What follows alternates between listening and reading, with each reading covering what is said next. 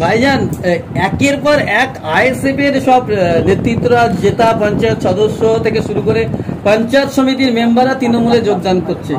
গতদিনে যে আসমা বিবি আপনাদের পঞ্চায়েত সমিতির মেম্বার, জেতা প্রার্থী, সে যোগদান করেছে, কি বলবেন?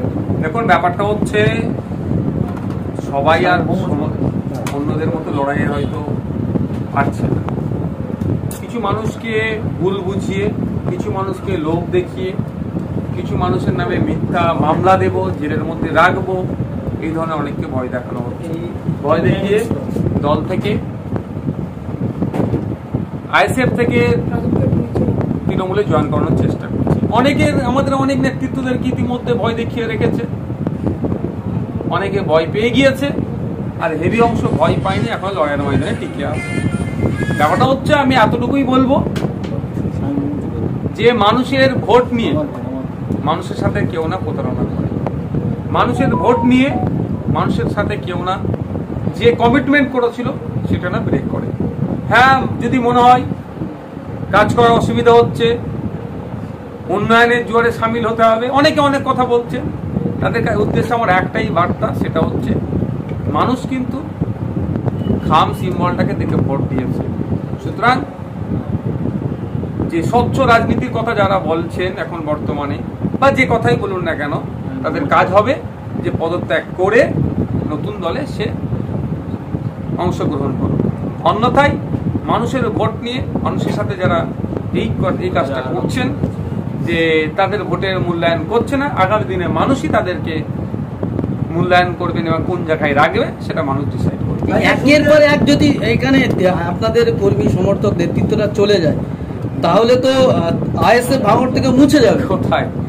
2021 সালে তো আমাদের একটা পঞ্চায়েতের মেম্বার ছিল না, সমিতির মেম্বার একটাও ছিল না, জেলা পরিষদের মেম্বার একটাও ছিল না, সেখানে 1,09,000 ভোট পেয়েছিলাম। এখন তো তাও অনেক হয়েছে। তো আপনি যেটা বলতে চাইছেন সেটা কিছুই হবে না। বাংলার মানুষের অন্তরে আইএসএফ জিতে গিয়েছে। তো কোনো একটা নির্বাচিত জনপ্রতিনিধি যদি ভিন্ন দলে যায়, তাতে আইএসএফ এর খুব ক্ষতি হয়ে যাবে, এরকম ব্যাপার না। এরপরে আরো অনেকের নাম শোনা যাচ্ছে যে আপনাদের যে একমাত্র জেলা পরিষদ সদস্য জেতা রাইনুল হক, সেও নাকি তৃণমূলে যোগদান করবে বলে সূত্র মারফত খবর পাচ্ছে। দেখুন, ব্যাপারটা হচ্ছে আজকেই তো রাইনুল এসেছিল, কথা হচ্ছিল, সেরকম তো এরকম কোনো তার কাছে আভাস পাইনি। তবে একটা কথা দেখুন, আমি আবারও বলছি, অনেক মিথ্যা ভয় দেখাচ্ছে, চমকাচ্ছে, ধমকাচ্ছে। ওই চমকে ধমকে কিছু মানুষকে ভয় দিতে পারবে, সামগ্রিকভাবে আইএসএফ কে রুখে রাখতে পারবে। নেতারা যদি ভয় পায়, তাহলে কর্মীরাও তো ভয় পেয়ে যাবে। দেখুন, কর্মীরা বেশি শক্তিশালী মনে হচ্ছে এর থেকে, দেখতে পাচ্ছেন ওই যে কর্মীরা ঠিকঠাক আছে। আপনি তো বলেছিলেন যে আপনাদের জেলা প্রার্থী যদি কখনো দল প্রত্যাগ করেন, আপনার আইনি ব্যবস্থা নেবেন। অবশ্যই, সেটার তো প্রসিডিউর শুরু হচ্ছে। ভাইজান, গোপন সূত্রের খবর, আপনার কাছে তৃণমূলে যোগ দিয়েছেন নাকি তৃণমূল নেতাদের সঙ্গে কিছু টাকার সমঝোতা? কি বলবেন? দেখো, ওটা আমার কাছে খবর নেই। আমি কারো ওই পুরো কথা আমি বলতে পারবো না। যদি ওইটা জানতাম আমি এখনই বলে দিতাম যে কিছু বিনিময় গিয়েছে। আপনাদের কাছে যদি এক্সাক্ট ওই ধরনের খবর থেকে থাকে দেবেন, বরঞ্চ আইনি লড়াই আমাদের সুবিধা হবে। আজকে আরাবুল ইসলাম বাড়ি জেল থেকে বেরিয়েছে দীর্ঘ 5 মাস পর, কি বলবেন? দেখুন, পঞ্চায়েত হিংসায় মামলাতে তিনি জেলে গিয়েছিলেন, তারপরে একাধিক মামলা হয়েছে, তারপরে তার দলের অন্য নেতারা তার বিরুদ্ধে কি ষড়যন্ত্র করেছে নতুন করে বলতে রাখছে না। তিনি বাড়ি এসেছেন, জামিন পেয়েছেন, আইনের মাধ্যমে তিনি জামিন নিয়েছেন। তবে আমরা পঞ্চায়েত মামলাতে যেটা করেছি, আমাদের কর্মী খুন হয়েছে, একাধিক কর্মী খুন হয়েছে, একাধিক কর্মী ক্ষতিগ্রস্ত হয়েছে। আমরা যে আরামুল ইসলাম সাহেব যাতে কনভিক্ট হয়, যাতে তার বিচার হয়, তার জন্য আমরা লড়াই করে যাব। উনি বর্তমান পঞ্চায়েত সমিতির সভাপতি, ওনার যে নামের ভোট ছিল, নামের ভোট তুলে দেওয়া হয়েছে। এমনকি পঞ্চায়েত সমিতি আরাবুল বিরোধীরা পঞ্চায়েত সমিতির ওনার ঘরে গিয়ে তারা মিটিং করছে। এমনকি তারা বলছেন যে আরাবুল ইসলাম হচ্ছে দুর্নীতিবাজের কোনো জায়গা নেই। সেটা তার দলীয় ব্যাপার, বলবে কে কারা তাদের দলের মধ্যে তারা কাকে পঞ্চায়েত সমিতি সভাপতি করবেন, কাকে মানবেন না, তাদের রাজনৈতিক দলের দলীয় ব্যাপার। তবে এতটুকু আমি বলবো, এটা হচ্ছে ভাগ বাটোয়ারার লড়াই হচ্ছে তাদের মধ্যে। কি কত পার্সেন্টেজ, 25% কারা কন্ট্রোল করবে, এর লড়াই চলছে।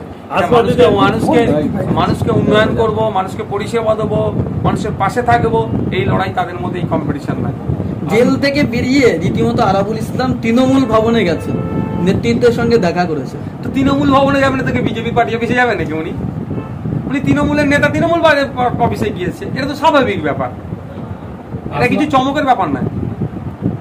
আসমা বিবি বলছেন যে নওশাদ সিদ্দিকী মানুষের পাশে থাকছে না, তিনি অনেকবার আপনাকে ফোন করেছেন, পাননি, এবং আইএসএফ থেকে কোনো সাপোর্ট পায়নি। তার 4 জন কর্মী আর কি আহত হয়েছে, মানে হসপিটালে ভর্তি ছিল, কোনো আইএসএফ কর্মী বা নেতৃত্বরা দেখতে যায়নি।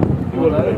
ব্যাপারটা হচ্ছে, আমি আপনাদের বলি, সব সময় ফিজিক্যালি যে উপস্থিত থাকতে হবে এরকম ব্যাপার নয়। তাদের পরিবারের লোকজনকে আর্থিক সহযোগিতা থেকে শুরু করে বিভিন্ন আইনি সহযোগিতা আমাদের দেওয়া হচ্ছে কি দেওয়া হচ্ছে না সেটা খোঁজ নেবে। এবং ভাঙড়ে তো আমাদের অনেক নেতৃত্বরা আছেন, অনেকে জেল খেটেছেন, তাদেরকে জামিনের ক্ষেত্রে আইএসএফ এর কি ভূমিকা আছে না আছে জিজ্ঞাসা করুন। আর ফোনের কথা যেটা বলছেন, আমি এটা একদম ফেলে দেওয়ার কথা বলবো না, কারণ ফোন আমি আজকাল বেশি ইউজ করছি না, আমাদের অফিসেই থাকে, সুতরাং সেখানে একটা লিমিটেশন টাইম পিরিয়ড থাকছে।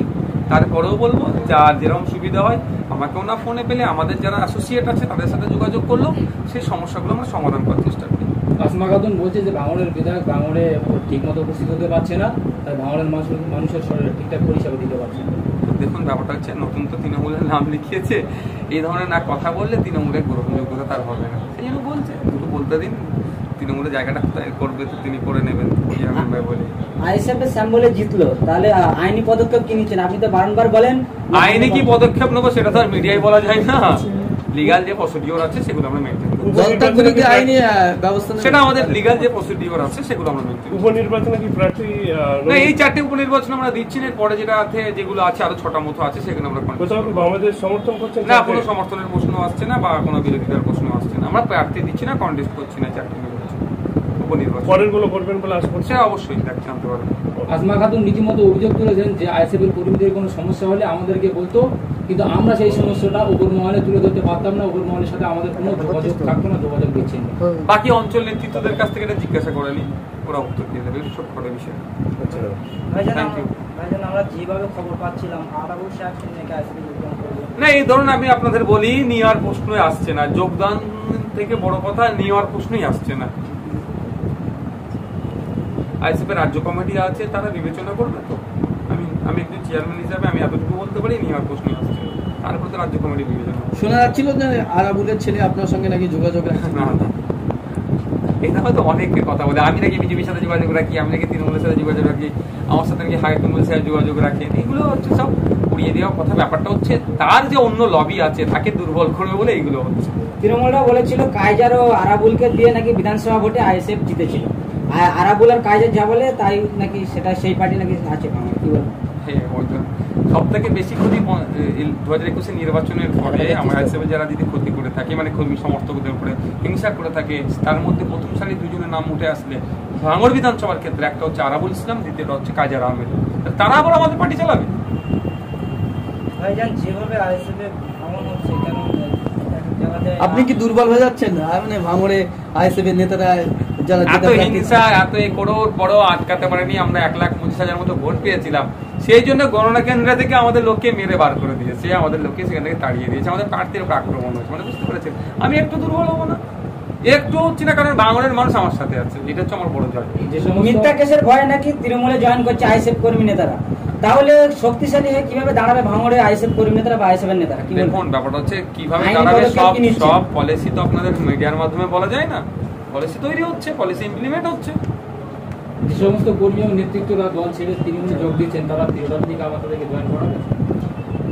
কি মনে হয় আপনাদের? আপনাদের কি মনে হচ্ছে? পঞ্চায়েত ভোটের আগে নির্দলকে প্রশ্রয় দেবো না বলে তৃণমূল, আর পঞ্চায়েত ভোট মিটে গেলে আবার গ্রহণ করছে একে একে, সেরকম হবে না? সেটা হতে পারে না। দেগঙ্গাতে তো একজন আইএসএফ এর যে তৃণমূলে গেছিল, সে আবার ফিরে এসছে।